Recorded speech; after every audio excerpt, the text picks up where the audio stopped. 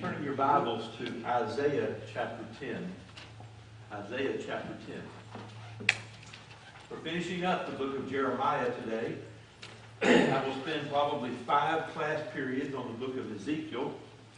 I think you know this story, and so I'm going to deal with principles in the book of Ezekiel that are incredible, that will help you understand God. And then we are moving into the book of Daniel. So Isaiah, if you go back to what I put on the board many times, prophesied from around 740 BC to 690 BC. The book of Jeremiah was from around 630 to around 570 BC, something in that time period. So a little bit of math, if you put 600 is roughly the time when the major events happened, from 605 to 590. God prophesied to Isaiah about 150 years before these events happened. The events you're seeing at the end of the book of Jeremiah, God told Isaiah 150 years before how they were going to end up. A question that people have, especially, I would say, newer converts, a concern they have is, how can God know exactly what's going on but not interfere with your personal choices? How can He give you free moral agency to do whatever you want to do and to make whatever decisions you want to make, but yet He's going to tell you hundreds of years or thousands of years in advance exactly when the train's going to come into the station? Well, that's because He's God, and we're not. God loved this nation. He loved it even though He had to do some things as a father He didn't want to do. And He told them over and over and over, and I've used this analogy here. When you have a child or grandchild or great-grandchild, or someone that you feel responsible for, and you tell them, if you make this decision, this is how it's going to turn out. And they say to you, you don't know what you're talking about. You don't have a clue. You can't predict the future. And we would say, those of us who are older, I'm now older, I would say, and you would say, yeah, but I've seen a lot. I've seen a lot. Now the difference between us and God is we're guessing, but we're making an educated guess, right? If you pick this kind of person to be your spouse or to be your running mate, you're going to have problems. How do we know that? Because you've lived long enough, you know. He punished this nation to wipe out several generations of people that were beyond his ability to save. There was no remedy. I spent a Wednesday night talking about this. In the case when God destroyed the world with the flood, Genesis 6 through 9, did he destroy 100% of the people? So he saved a remnant. He saved a remnant because, and you look at how many times in Scripture God talked about this, he destroyed the world to save 8 righteous people. The same thing happened in the story of Sodom and Gomorrah. This is what I talked about Wednesday a week ago. In the case of God brings the children of Israel across the Red Sea. A year into that program, it falls apart. And I drew a picture and I said, this is the tip of the spear. This was the day that God changed his mind. It was the day that the 12 spies came back and said, we can't take the land. That was it. That was the day that completely changed the world. Did God completely destroy the whole nation in the wilderness? He destroyed several generations of people to bring up a younger generation. That is precisely what's happening here. I want you to look with me at Isaiah chapter 10. So 150 years before this happened, God knew exactly what was going to happen. And he told Isaiah. Do you remember throughout the book of Isaiah how many times God said, do you have a single idol that can accurately tell you the future? Have you made anything with your hand that you cut a tree down or you carved out a stone that can tell you in details what is going to happen? Well, God could. In Isaiah chapter 10 and verse 5, a nation that they were scared to death of, he's going to tell them this is the future of that nation. Verse 5, woe to Assyria, the rod of my anger, and the staff in whose hand is my indignation. I sent it to a godless nation. That nation was Israel, the northern kingdom. I sent it to a godless nation and commissioned it against the people of my fury to capture booty, to seize plunder, to trample down like mud the streets. In verse 12, so it will be that when the Lord has completed all of his work in Mount Zion and on Jerusalem, he will say, I will punish the fruit of the arrogant heart of the king of Assyria and the pomp and haughtiness. For he has said, by the power of my hand and my wisdom I did this. Now in the 11th chapter, in chapter 13, he tells you who it is that's going to destroy the Assyrians. Now what we're talking about now is a time period right in here.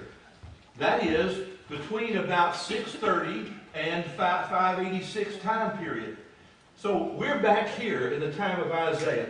So Isaiah talks about, God said to him, I'm going to bring up the Babylonians.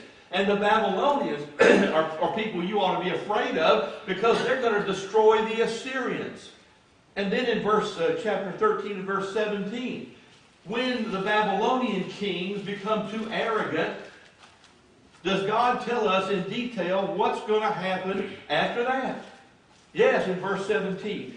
Behold, I'm going to stir up the Medes against them, who have no value of silver or take pleasure in gold, and their bows will mow down the young men.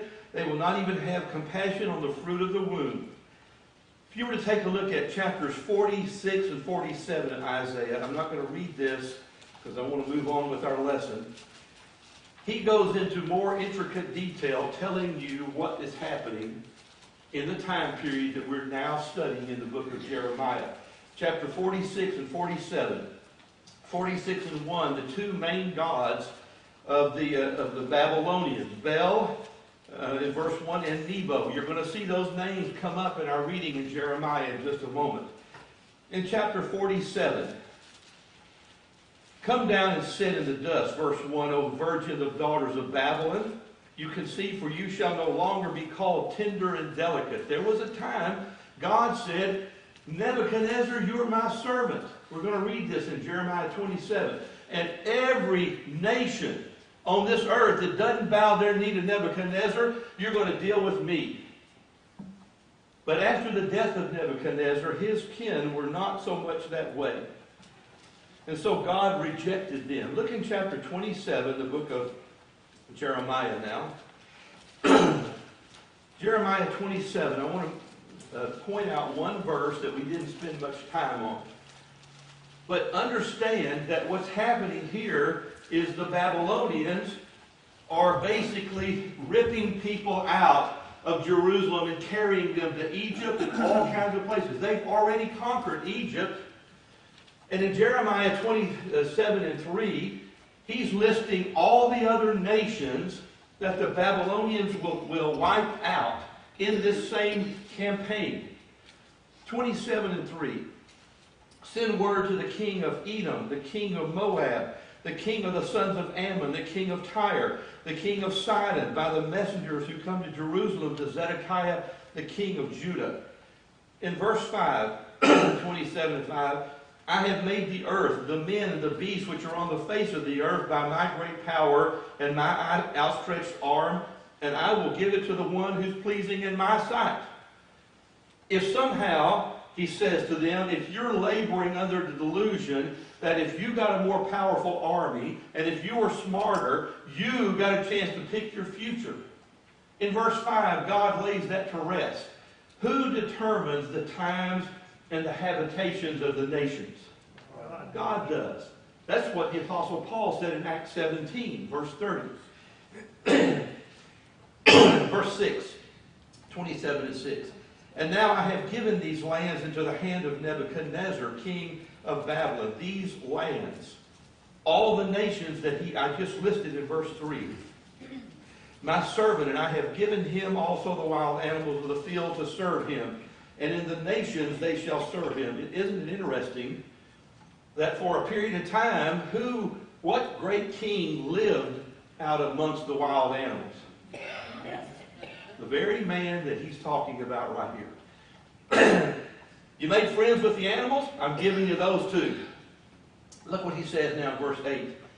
And it will be that the nation or kingdom which will not serve him, Nebuchadnezzar, king of Babylon, and which will not put its neck under the yoke of the king of Babylon, I will punish that nation with a sword and with famine and pestilence, declares the Lord, until I have destroyed it by his hand. But now as for you, do not listen to your prophets, your diviners, your dreamers, your soothsayers, your sorcerers, who speak to you, saying, you shall not serve the king of Babylon. Those were not legitimate prophets. For they prophesy a lie to you in order to remove you far from your land, and I will drive you out, and you will perish. But the nation that will bring its neck under the king of Babylon shall serve him, and I will let remain on his land, declares the Lord, and they will till and dwell in it. Now I want you to turn with me to chapter 50. In chapter 50 is where I want to pick up new material. So God has already said to Isaiah and earlier in Jeremiah, I'm going to destroy Babylon. He was my servant for a while. There's a great story, the first 6 chapters of the book of Daniel. How many times God had to work to get Nebuchadnezzar's attention. How many times he had to pound on Nebuchadnezzar till finally, and the second time and the third time, Nebuchadnezzar says, now I know that you're the God of heaven. And he went right back and went against God. It was the last time that God sent him out to live amongst the wild animals. And his hair grew long like the feathers of an eagle, it said, and his fingernails grew long. And he said to Nebuchadnezzar, you're going to live like this until you do one thing. And what is that? You declare that I'm the God of heaven. However, he did not raise his children to know the Lord. That's what is happening in chapter 50. So I want to pick up new material in chapter 50 in just a moment. JD, would you lead us in prayer? Shall we pray? Our most gracious Heavenly Father, we're privileged once again to come before you, to meet in your name, to study thy word, so we may be better servants. We ask that you be with Brother Rick as he stands before us this morning, as he relays to us the word, and let each of us apply it to our daily lives so we may be better servants. We ask that you be with our teachers in the wings, Father. Let them teach our young people so they have a grasp of thy word, so they can serve you as they grow older and raise their children. Father, we hope that all things we do is in accordance with thy will. We know many times we fall short, Father. We ask that you forgive us of these sins and these transgressions. Be with our sick, Father. We have many that are not able to be with us this morning because they're ill. We ask that you be with them, returning to our midst. Guide, guard, and direct us. Let us always do in accordance with your will, Father. In Jesus Christ's name we pray. Amen. Amen. So chapter 50 and 51 is the fulfillment of what he told Isaiah 150 years before. Jeremiah chapter 50, beginning in verse 1. Chapter 50 and verse 1. Pardon me. The word which the Lord spoke concerning Babylon, the land of the Chaldeans, through Jeremiah the prophet. I want to just give you a quick, just touch on something for a moment. The nation of Assyria and the nation of the Chaldeans were very old societies. Did anybody know in Genesis chapter 12, when God said to Abraham, I need you to leave your family and your descendants and come to a land that I'm going to show you, where did he come from? Okay? The Ur of the Chaldeans. That was 2000 BC. We're sitting here now at a time of 600. The Chaldean people were around in the time of Abraham. Do you know that Ham had a son whose name was Nimrod, great warrior, and he built the city of Nineveh. What was the city of Nineveh? The capital of the Assyrian Empire. These were massive old empires that had been around since the time of the flood or shortly after. Now, back to chapter 50 and verse 1. So, concerning Babylon, the land of the Chaldeans, through Jeremiah the prophet, declare and proclaim amongst the nations. Do not conceal it by saying, Babylon has been captured. Bel has been put to shame. Marduk has been shattered. Those were the great gods of the Chaldeans that you saw all the way back mentioned in the book of Isaiah. Her images have been put to shame. Her idols have been shattered. For a nation has come up against her out of the north and will make her land an object of horror, and there will be no inhabitants in it. Both man and beast have wandered off. They have gone astray. In those days, and at that time, declares the Lord, the Son of Israel will come. Both they and the sons of Judah as well. They will go along weeping as they go, and it will be as the Lord their God they will seek. They will ask for the way to Zion, turning their faces in its direction. They will come and may join themselves to the Lord in an everlasting covenant that will not be forgotten. Now that's where he begins the last portion of the book. Look in verse 6. He says this again in verse 17, but look in verse 6. My people were were the nations of Judah and Israel still God's people at this time? He brought punishment on them, and I'm going to make this a point. I have felt this, and many of you have felt it, and I've heard people say it. Well, I know I should punish my child, but I love them so much. I love them so much I can't punish them and make them do right. Do you know more about raising kids than God does? Any of us? They were still His people. And He's going to show exactly what He meant by that. In verse 6, my people have become lost sheep. Their shepherds have led them astray. They made them turn aside on the mountains. They've gone along from the mountains to hill and forgotten their resting place. Their resting place was the land that God gave them all the way.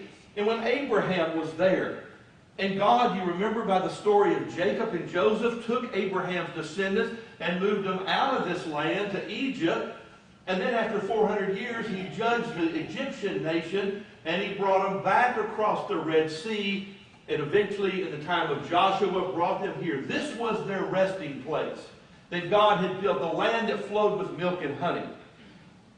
In verse 7, all those who all came upon them, devoured them, and their adversaries have said, we are not guilty, inasmuch as we have sinned against the Lord, who is the habitation of righteousness.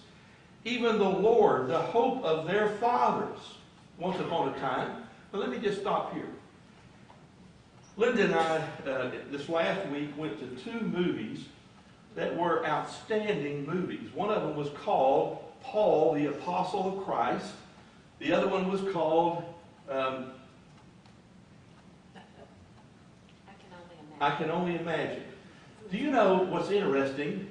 So we were up in Pearland, big theater there, 16 movies. 4 of the 16 movies were faith-based movies. Is that a little odd to you?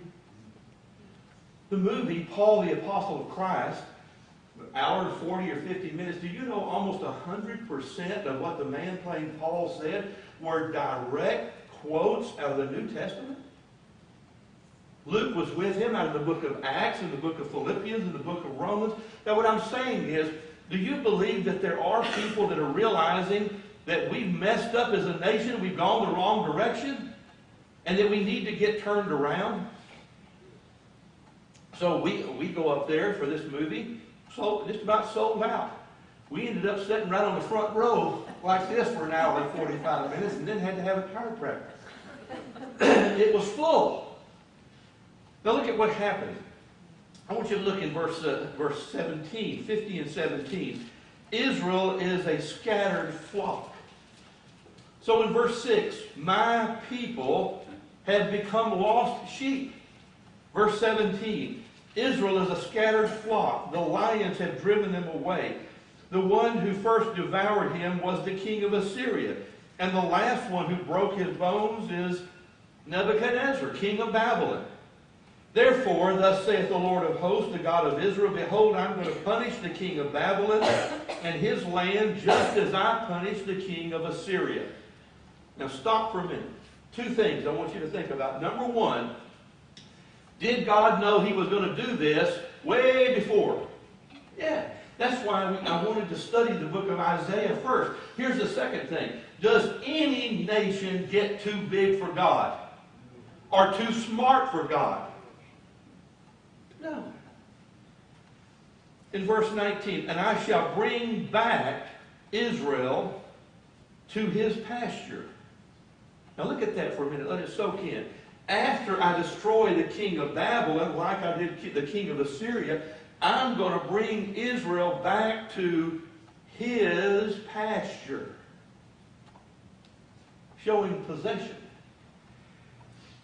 In verse 19, and he will graze at Carmel and Bashan, and his desire will be satisfied in the hill country of Ephraim and Gilead. In those days, at that time, declared the Lord, search will be made for inquiry of Israel, but there will be none. For the sins of Jacob, but they will not be found, for I shall do what? pardon. I shall pardon those to whom I leave as a remnant. So when this nation, who's been scattered all over the world, is brought back to their pasture, what is God saying about their iniquities and their sins?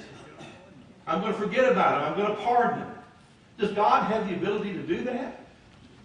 Can He just say, I forgive you? Sure He can. Now look a little bit further in chapter 15, verse 23. How the hammer of the whole earth, that's the nation of Babylon, the hammer of the whole earth has been cut off and broken, and how Babylon has become an object of horror amongst the nations. I will set a snare for you, and you also were caught, O Babylon, while you yourselves were not aware. You have been found and also seized, because you have engaged in conflict with the Lord. When God gave the whole world to Nebuchadnezzar, and He says, you're my servant, Nebuchadnezzar was lockstep pretty much with God. That didn't happen after Nebuchadnezzar died. And so when He said, you started contending with me like the king of Babylon, by my power and my might, I have done these things. I'll tell you an interesting thing about that. Yeah. Just from my own understanding, it wasn't forgiveness of sins until Christ died and was resurrected. Right. But there are cases, just like you point out here, where God forgave sins prior to that. Yes. Yeah. So, Vance is asking a question. Let me spend a second on this. The question is, was there some forgiveness or pardon for sins prior to the death of Christ? Absolutely, certainly as this nation goes. I want to talk about something for just a second while we're on that. I want you to think about this for a minute. Here's the Red Sea. This was the land of Egypt that was called sin. 1 Corinthians 10 said that they were all baptized with the baptism of Moses. You remember they had a cloud over them? And basically they had water on both sides. So they come over here, they cross the Red Sea, they leave sin, they're baptized in the baptism of Moses. Up here is the Jordan River. We have some great songs. So they're going to make this trip like this, and then they're eventually going to come up here. They made one pass to here. We have beautiful songs in our book. I won't have to cross Jordan alone. On Jordan's stormy banks I stand. What does the Jordan River represent to Christians? Heaven. The promised land. This was the promised land. So I say to people, if this was sin in your life, this represents baptism in the New Testament, this represents dying and going to heaven, what does the 40 years of wilderness wanderings represent? You are in it. And I'm in it. Now, what happens is, coming back to Vance's point, when they came back across the Jordan River into this promised land, this was the land of rest, the land of peace that God had given them for many years before, literally in the time of Abraham. So God brought them back, and He just forgot about all of the bad things your parents did, your grandparents did, your great-grandparents did. I'm bringing you back here to your pasture that I gave you, this land. So that makes sense to you? So this is what in the New Testament is called the antitype. It is literally laying out what you see in the New Testament. Now let's go back to chapter. I want to take a look in verse 50 and 29. 50 and 29. You know, when all this was going on over there, this continent over here was just neglected by God. When you go into the southern continent, there's cities that's buried in those jungles. And God did not deal with them at all, except to destroy. Well, certainly Mexico, Central America, South America. I don't know that I would agree with you that God didn't deal with them. Well, that's what I'm saying. He did deal with them by destroying them because of what they were doing. I just find it amazing as I study Old Testament history how many nations, like the Aztec and the Inca and the Mayan nations just in Mexico, to the south of us, thousands of year old, highly sophisticated nations of people. Much like you see in Egypt. And people today will look at that and say, how in the world did they build that? And they scratch their head. Now what I was saying, what did you say, Cindy? Space aliens.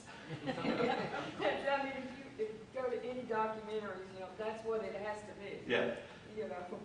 Hey, if you don't have an answer, that's as good as any of the rest. So what I'm saying is there have been incredibly powerful, intelligent nations that have gone away. This was just a few of them that you see in this nation, from Moab to Edom to Ammon. So it's just a case, he didn't put in the book what he did with these, like South America and so forth, or North America. During that time, he just gave us what he wanted here. So this is a book of one lineage, the lineage of Jesus Christ. But you're The whole confident- Bible. You're confident he dealt with those nations just the same. I am. We'll talk about that. You had their own, they had their high priest too, that God built with them. And you find that out in our studies. There's some interesting lessons coming out of Genesis 5 and Genesis 10 after the flood. We'll talk about that in time. 50 and 29, summoned many against Babylon. And those who bend the bow encamp against her on every side. There let there be no escape. Repay her for her works according to all that she has done. So do to her.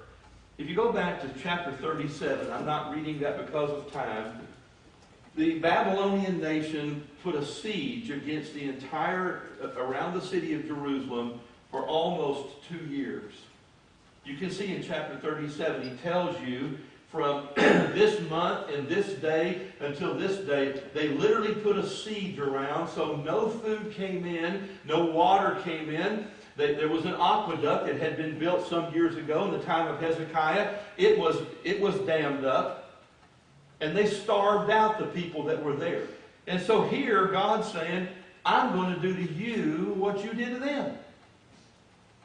In chapter 51, thus saith the Lord, I'm going to arouse against Babylon, against the inhabitants of Leb-Kaman, one of their major cities, the spirit of a destroyer. And I shall dispatch foreigners to Babylon, and they will winnow her. Anybody know what the word winnow means? A winnowing fork. John the Baptist would tell people Jesus is coming to bring judgment, and his winnowing fork is in his hand. What is a winnowing fork? So you think about a threshing floor, like Nacon's threshing floor, where they drop the grain, and the grain would eventually get old, and the stubble would start becoming very light. And they would take a big winnowing fork, and they would throw the grain up in the air with all the chaff. What would happen to the chaff? It would blow away, and the grain would be left. That's what winnowing is. So look at what he says here. He says, My Bible in the notes here says that some versions use winnowers, which is the individuals that would do that. that's right. Very good. So in verse 2, I shall dispatch foreigners to Babylon, and they may winnow her, and may devastate her land, for on every side they will be opposed to her in the day of her calamity. Let no one who bends his bow bend it, nor let him rise up in scale armor. So do not spare her young men. Devote all her armies to destruction, and they will fall down and be slain in the land of the Chaldeans. 51 and 11. Sharpen the arrows, fill the quivers. The Lord has aroused the spirit of the kings of, who is that? The Medes. We're going to be studying the book of Daniel. Because his promise against Babylon to destroy it, for it is the vengeance of the Lord, vengeance for his temple, for what they did to his temple.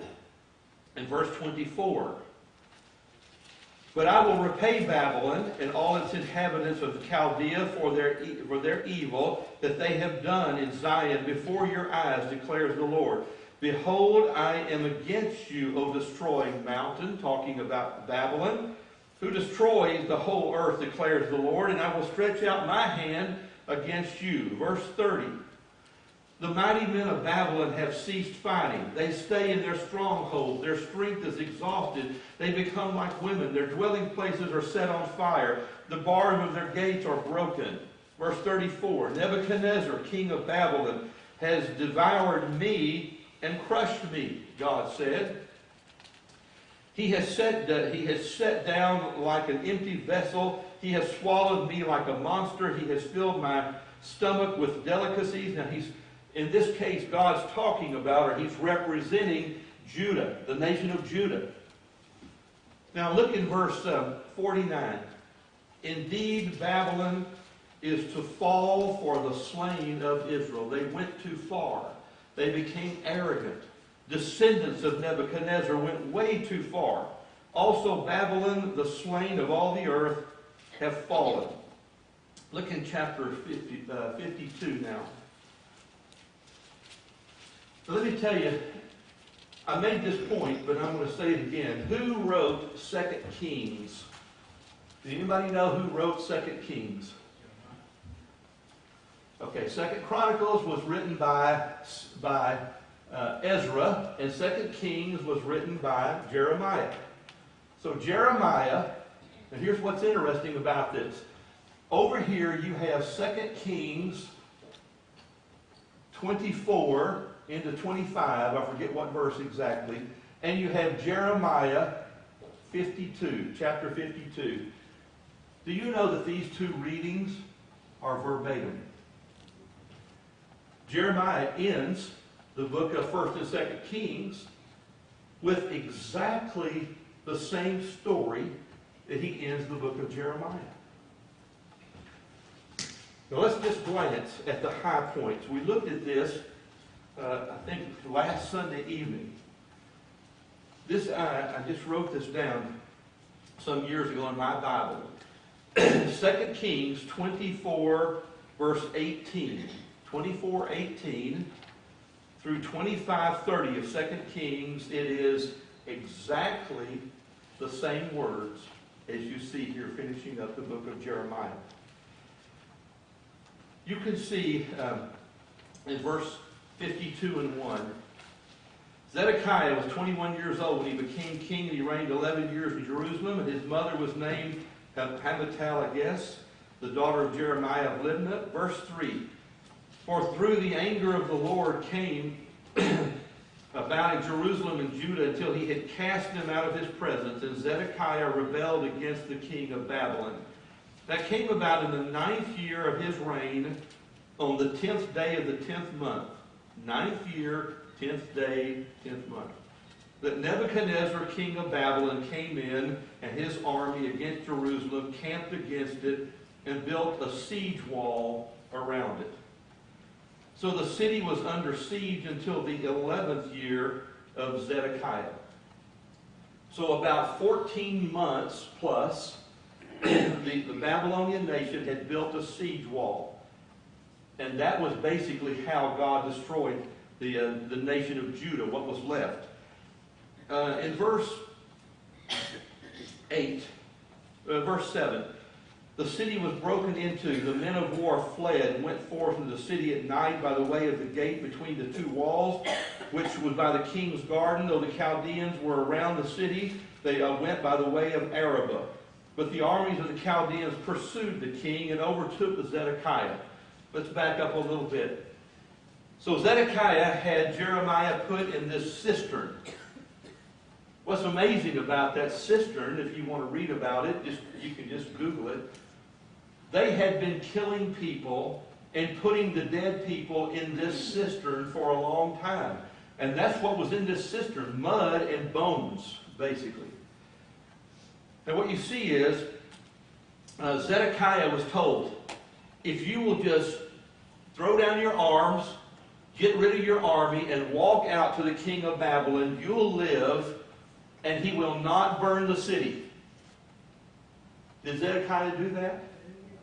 He turned and snuck out with his army, not realizing that the Babylonians were completely around the entire city. It was because of that the city was burned. In verse 10, the king of Babylon slaughtered the sons of Zedekiah before his eyes. He also slaughtered the princes of Judah at Riblah. Then they blinded the eyes of Zedekiah, the king of Babylon, bound him in bronze fetters, and brought him to Babylon and put him in prison until the day of his death. Verse 13, they burned the house of the Lord, the king's house, and all the houses of Jerusalem, even every large house he burned with fire. You know who built a large number of those massive houses in Jerusalem? Solomon. Solomon. Verse 24. The captain of the guard took Sariah the chief priest and Zephaniah the second priest with the 3 officers of the temple. He also took from the city one official who oversaw the men of war, and 7 kings' advisors who were found in the city, and the scribes of commanders in the army who mustered the people of the land, and 60 men of the land. They were found in the midst of the city, and Nebuzaradan, the captain of the guards, took them and brought them to the king of Babylon at Riblah. And the king of Babylon struck them down and put them to death at Riblah in the land of Hamath. So Judah was led away into exile from the land. I'm going to spend a little bit of time talking about the book of Ezekiel. So Jeremiah spent his life, most of it, in Israel, in Judah, in Jerusalem. Ezekiel was one of these young men who was carried back to Babylon in the time of Daniel and Shadrach, Meshach, Abednego, Esther. Ezekiel was part of that group that came back around 605. So his job was to explain to the people who were living in Babylon what just happened. So many similarities to Jeremiah, but I want to talk about it. I want to tell you who Ezekiel was. Lord willing, next Sunday morning, I think Wednesday night is our singing. And then I want to study Ezekiel's chapter 14 through 18. And I want to study chapter 37, the chapter of the dry bones. Anybody ever read the chapter of the dry bones? Well, you're going to if you're here. All right. Thanks for your comments. We will pick up the first chapter of the book of Ezekiel next Sunday morning.